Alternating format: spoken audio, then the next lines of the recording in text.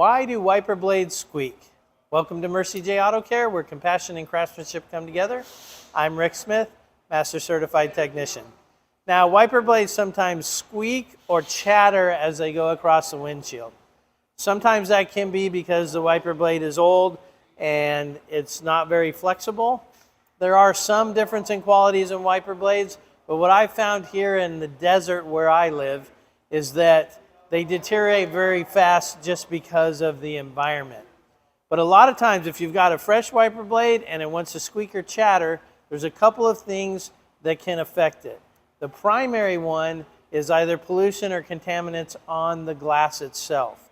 The other is making sure that the wiper blade is not twisted one way or the other, and that the arm itself is putting enough pressure on the glass.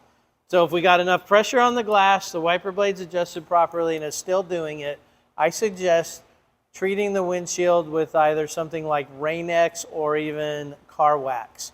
And if you have troubles with it streaking after that, what I found is after you treat it, just put some water on it and squeegee it off. It'll be clear as day, and then the next time it rains, you'll be amazed at how much better your wiper blade works.